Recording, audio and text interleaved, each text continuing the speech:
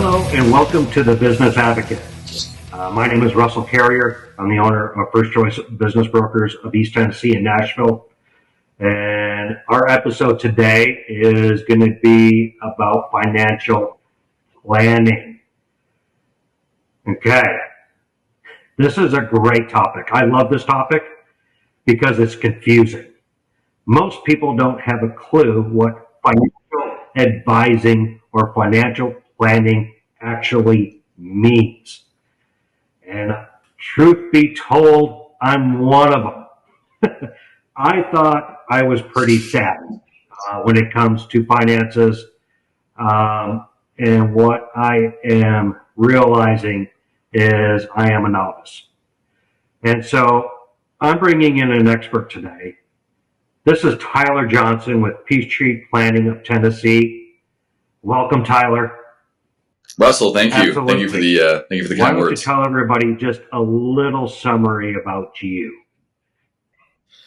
Yeah. So we were just talking about this a little bit ago, but long story short, I am a family full of teachers, former teacher, former professional baseball player in the Oakland A's organization.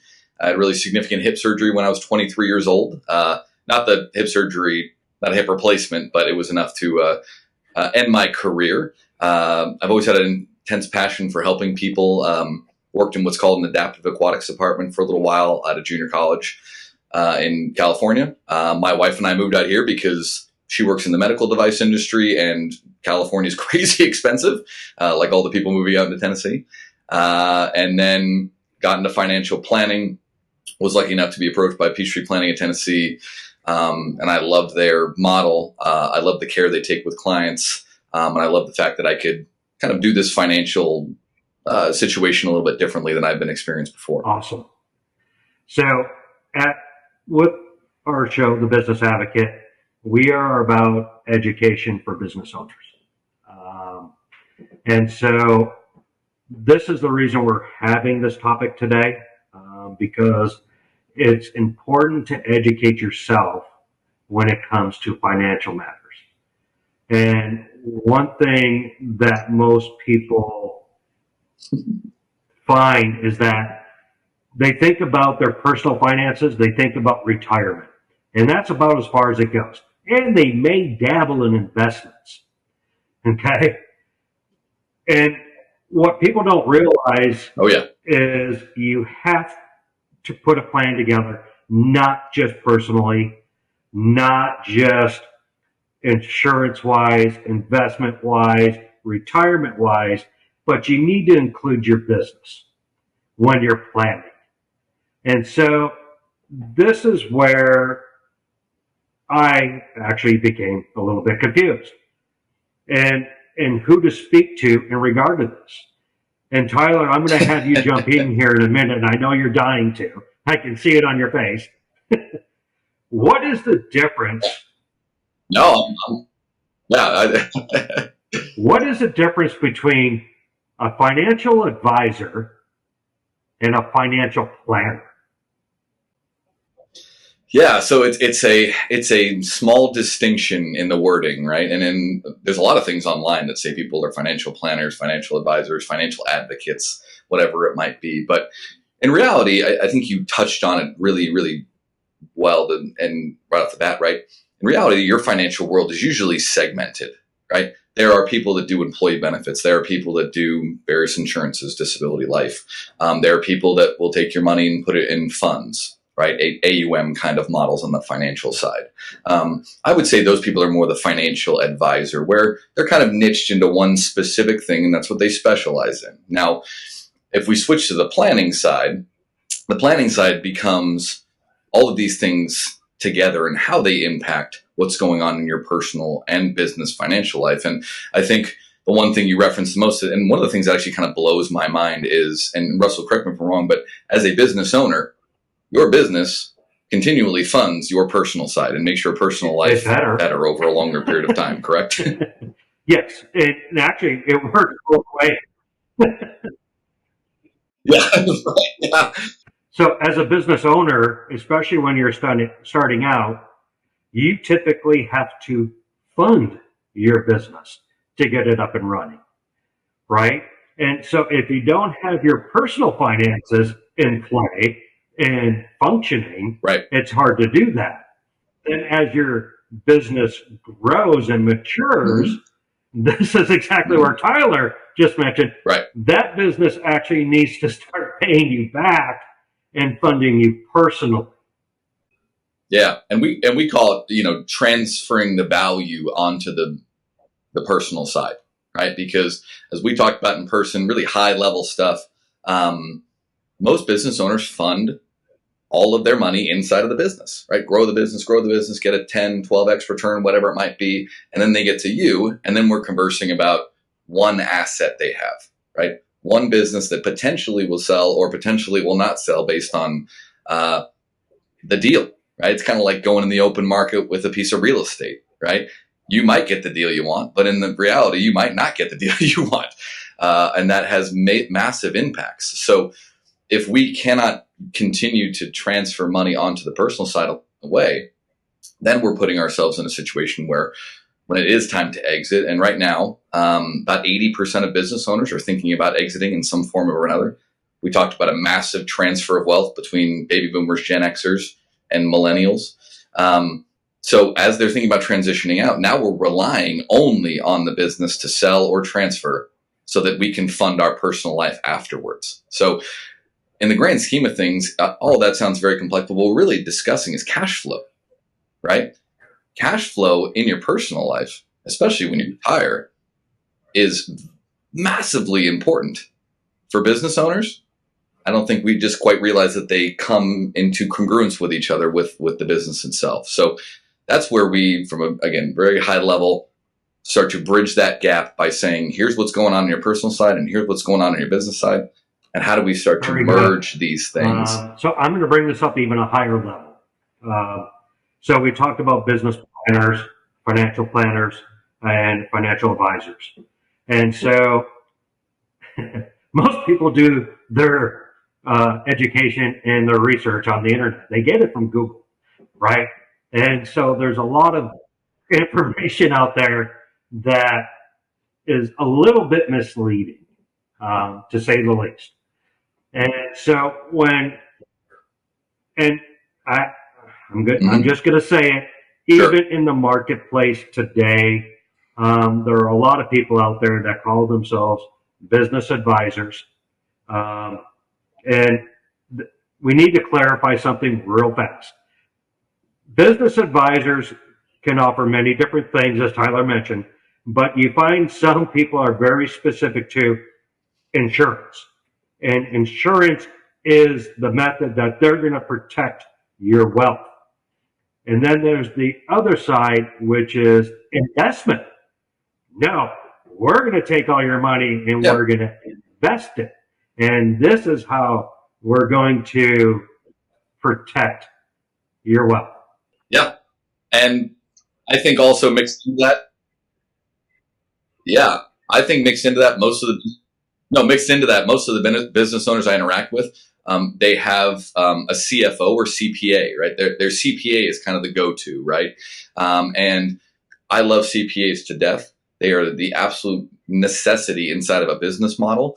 But usually people are turning just to the CPA to give them recommendations about tax efficiency. So we see things like that on Instagram all the time, on TikTok, which a guy will go buy a G-Wagon and say, I can write it off and I don't owe any taxes anymore. And you're going, oh my God, like that's dangerous when we're thinking about that from a long-term perspective, right? So these people are all incredible pieces to the picture, right? But what we really provide, again, in this business consulting model is that we want to bring all these pieces to the table together. Because if we can't have a conversation about how insurances play in, about how investments play in, and how about your taxes play in, and legal structures, and we can't do that all at the same table together, then there's going to be a loss in communication, right? There's going to be, it's like playing telephone. Russell, I might tell you one thing, right, and then you're going to go to try to articulate that to somebody else, and by the time we get a month down the road, I'm coming back and I'm saying, Russell, I didn't tell you that at all. Right? And so, again, putting all these pieces together is incredibly important. And most importantly, usually what happens in financial advisorhood is I would send you a phone number, say, hey, go talk to this person, right? But what we try to do is bring all these people to the table, whether through a Zoom call, through sitting down in our offices with us and say, here's your lawyer, here's your CPA, right? Here's us, and let's all get on the same page about what needs to happen going forward. Honestly, I think you're nailing this. You need to stay in your lane, right? If you're a financial advisor or financial planner, you're not the tax attorney. You are not the CPA. And I think it's great that you bring these people in. But I'm telling you, that is not the case for most advisors out there. They are going only with what they have. And there's advisors out there that only do insurance. And Tyler, I want to just kind of touch on this part of the advisory on the insurance side. What is the purpose of insurance for? Yeah. And I just almost gave it away. Protecting your money. Go. Yeah. Well, and so we have to think about it in two respects, right? I believe fully in three things. I believe that you are your own best asset. Your ability to grow income, create income, and save that income is the only thing you have control over. And that's especially true with business owners, right? So in that essence, nothing you own is more valuable than yourself, right? I mean, I don't care if you have a $15 million business, you are the person running that business. You are the arbiter of that business, if you will, right? So in essence, the insurance guide becomes incredibly important. And not to go into the rabbit hole, but we see things that are kind of done halfway, right? So we talked about buy-sell agreements, and there being no actual funding behind these things. They're just pieces written down on a piece of paper, right? But also, when you're doing things in a segmented manner, the life insurance strategy can be complex. It's very complex, especially when you're dealing with permanent life insurance. And if you don't know exactly how those permanent life insurances work, you can really, really put them in a bad position based on what you think is going to happen with the permanent life insurance. And honestly, that's why we talk about Dave Ramsey. That's why Dave Ramsey yells at people down the road about permanent life insurance, right? Even though most of the wealthy people of the world understand the benefits of it, right? But we talked about this over coffee. There's all kinds of different permanent life insurance, but unless you know how to truly create it, truly put it into the value of what needs to happen for the person, then what you're doing is you're getting an opinion, right? Hey, Russell, I think you should put 15 grand into this because this is what I sell and you have a business, right? Instead of how does this fit into the long-term strategy of what you need to have happen based on what happens in your life. And I interact, Russell, sometimes with business owners, and I'm sure you do, that go, I don't care about what happens to my business, right? I don't care about my family. I don't get and you're like, okay, fine. So in that essence, some of those things fall to the wayside, and that's fine. I look at that side of being a financial advisor that offers the insurance side. That is protection. And okay, so I'm going to swing the pendulum over to a business or financial advisor that does investments. Yeah. Talk about that, Tyler. Yeah. So the theory is that, well, not theoretically, but in actuality, the market performs, right? I mean, I'm a history guy, right? I got a couple of history degrees. I love looking at past performances of everything you can think of, right? And the way I look at it is the market is the one thing that always will rebound. It is the one thing that always produces about, if you're looking at like the S&P 500 over longer periods of time, 7 to 8%. But unfortunately, I hear conversations with people that say, oh, you're going to get 10%, 11%. I'm like, whoa. Are there points in time when that happens? Yes. Right. But do we have to understand how fluctuations in the market work? Absolutely. Right. And most importantly, because of fee structures of certain places, because of those fluctuations, that can't be our only strategy, because yes, it works over longer periods of time, but every 8 to 10 years, it's going to be a complete nightmare for for a year. Right. So I think about it as 2008. Inside 2008, it wasn't just a drop in the market and a drop in real estate. You thought the world was ending, right? There were the biggest financial institutions in the world lost $900 billion overnight, right? So the collective, if you're in the investment world, the collective consciousness and the collective feeling of people plays a massive effect in how people invest over time, right? So part of my job is to mitigate that, right? And say like, hey, calm down, everything's going to be fine. And then the second part of my job is to make sure that we have other options, that we have guarantees built in, we have liquidity built in, right? And so if I was just to send you a fund, or if I were to put your money in which I can do. We've talked about financial advisor on the insurance side. We touched on financial advisor on the investment side. And if I'm hearing you correctly, you can't really just pick one. This is something that you need to work with somebody local, number one. You need to build a relationship with somebody that you trust. This is not a Google search. This is not watch a podcast, right? This is not watch a YouTube video. We need to educate ourselves with people that are local that know us, so they can describe and help us to understand where I need to be on the insurance side, where I need to be on the investment side to start pulling it together for the financial plan. Yeah, absolutely. And I would even do the legacy side, right? When we're talking to business owners, it's not just can we create a more efficient retirement for you? The question is, can we create an efficient retirement while also providing whatever legacy you want? Maybe you want to leave drastic amounts of money to your children. Maybe you don't. Maybe you just want to give them a leg up. Those two things become very complex over longer periods of time, but that's also a very personal question, right? Because it's however people feel about their dynamic with their family, that being in a business for 35 years.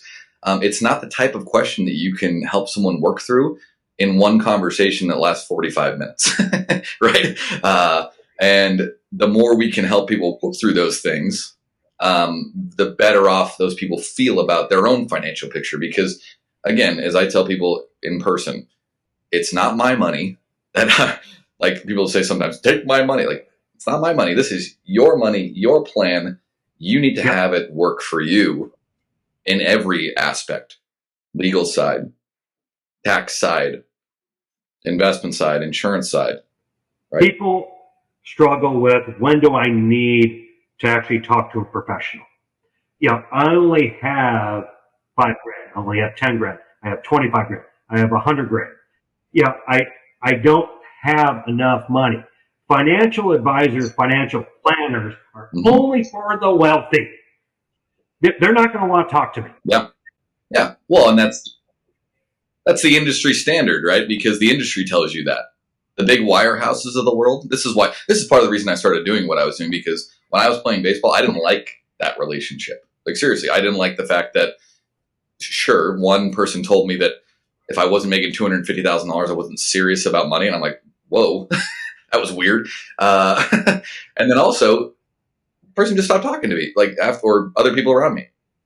Right. So it just was an interesting dynamic where I'm saying, like, I have a lot of people, Russell, and I just don't do business planning, right? I do personal financial planning for people. I have a lot of people who are just starting their personal financial lives, 26, 27, 28-year-olds who are very serious about having these conversations now, right? I've also talked to many people in the last year who they get nervous because they think I'm going to judge them if they have debt, if they have this. And I go, guys, like, when I got done playing baseball, one, if you don't know, like, you get paid like crap to play baseball, by the way, minor league baseball. There's a lawsuit that just finished up with that. I was driving a 91 Honda Civic for 10 years that I bought it for $400. I lived in a studio apartment with 4 people, 4 grown men, right? Who were like 6'4". So, like, that was till I was 24 years old. Okay. So, to all the people listening out there, if you have any money saved up, or if you're starting a business when you're 28 years old, you're doing way the hell better than literally 90% of the other people in the world. So, but to your point, Russell, the the stigma of I'm not valuable enough to talk to this person comes up a lot.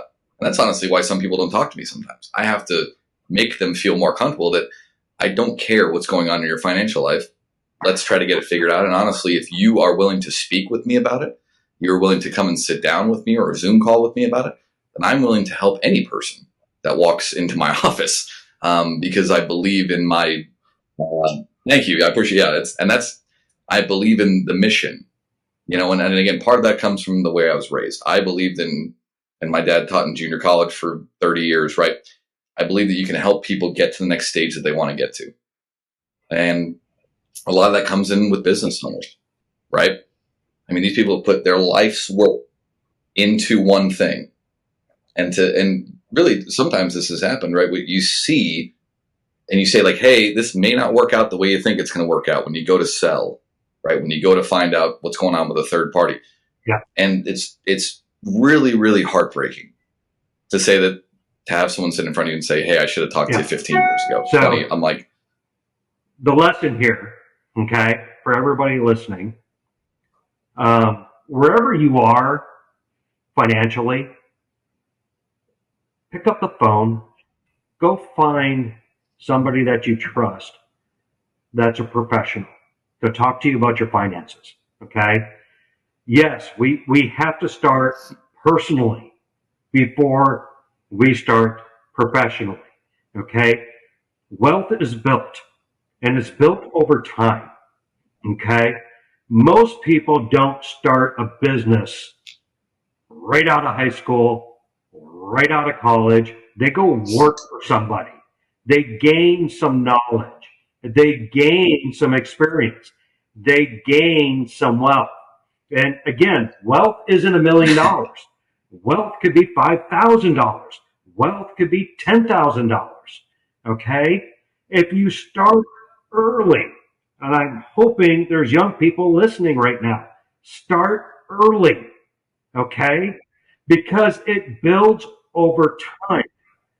And you can leverage your wealth to do other things. Maybe you're ready to get out of corporate America. Yeah. Maybe you're ready to start your new business. Okay? If you're building your wealth and you understand your finances, it allows you the flexibility to do things. Okay? Maybe business isn't your thing. Maybe you don't want to buy a business. But if you understand your finances and you understand how to manage money, maybe it's a house.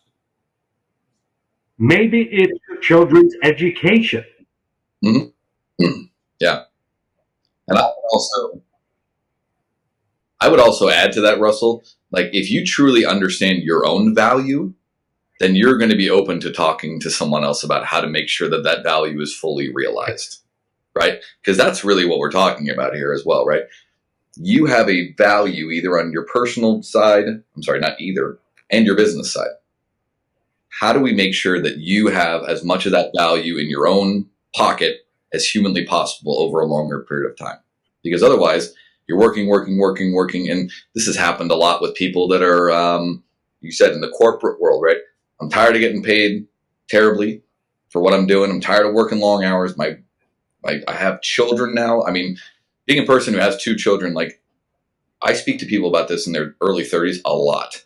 People are exhausted right now with the inflation, childcare. Like it's a lot of money to have 2 kids right now, right? And most of that is because income has not kept pace with the things that are necessary to keep a child alive right now, right? So I've had people that we've started businesses, not me, but like they've started businesses with my help. And they're starting to become successful a year, 2 years down the road and start getting that journey going 3-4 years down the road. And as you're very aware, Russell, there's a lot of benefit to the American dream, if you will. There's a lot of benefit to having something that's your own, but also it becomes massively challenging as you continue to grow that. And can be more stressful if you're trying to wear all the hats. If you're trying to be the tax man, you're trying to be the investment guy, you're trying to be the lawyer, right? That's exhausting. I mean, I do some of that, and it's kind of exhausting from my end, right? So if you're also doing that and being the person who runs a full-blown business. To your point, people are getting frustrated in corporate America and they're starting businesses. And if you start early and you're building wealth and you're building your financial acumen with a professional to educate you, and you start a business, and as Tyler mentioned, you're going to get advice, you're going to have help to run your business. You have to. And we're going to cover a lot more of this in an upcoming episode, but when it comes time to exit your business, if you do not have a plan, and it doesn't need to be that you're going to sell it, okay? You could pass it down. You could give it to your employees or sell it to your employees. There's many things that you can do as far as an exit strategy when it's time to get out of your business.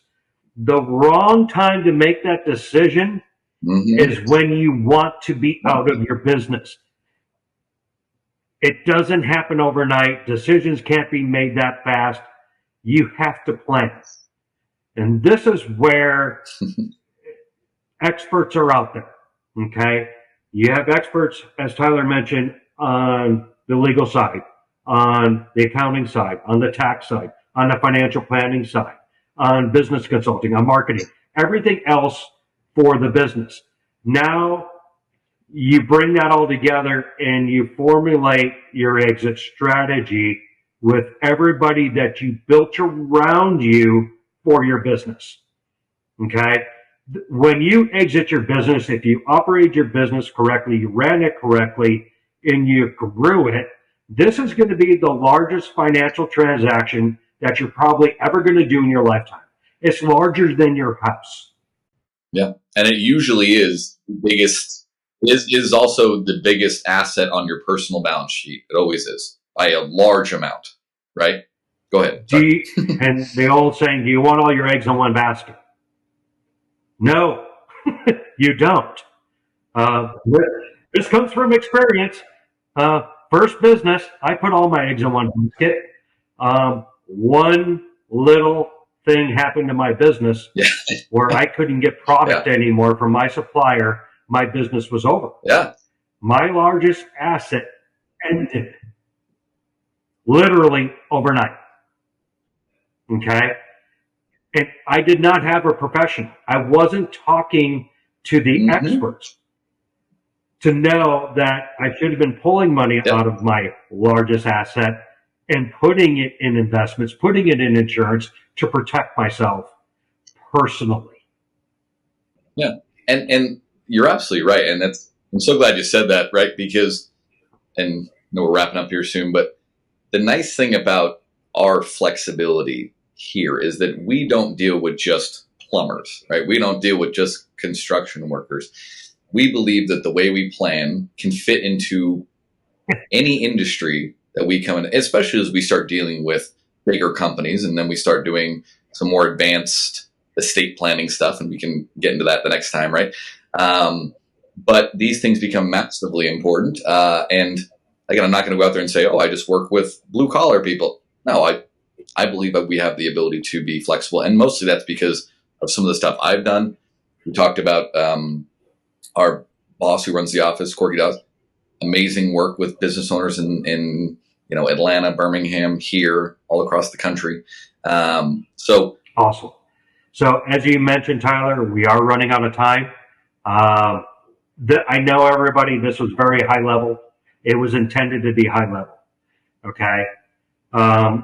We are going to have more episodes diving into all the different tools that are out there for financial planning. Okay. You're going to have to tune in with us. You're going to have to stay with us. You're going to have to come back and you're going to learn a lot more. Okay. So Tyler, please tell everybody who you are, who you work for, and your phone number. Yeah, I'm Tyler Johnson. I work for, as you can kind of see in the background there, Peachtree Planning in Tennessee. I kind of accidentally planned that this morning, by the way. I just found a good spot in the office. That was not planned. Russell, I'm telling you, I sat down today and I was like, man, that looks pretty cool in the background. That's anyway, that's not usually marketing isn't my spiel, right?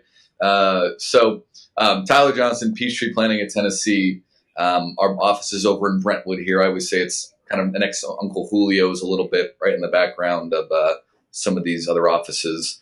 And at my phone number, 818, it's a California number, 818-263-7610.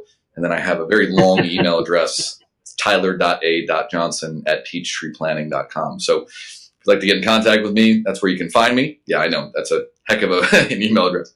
That's where you can find me. But like Russell said, I have a lot more episodes going forward.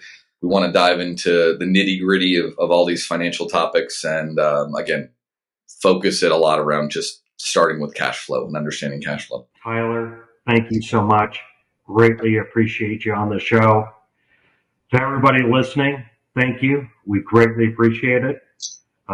If you haven't yet, please click on subscribe.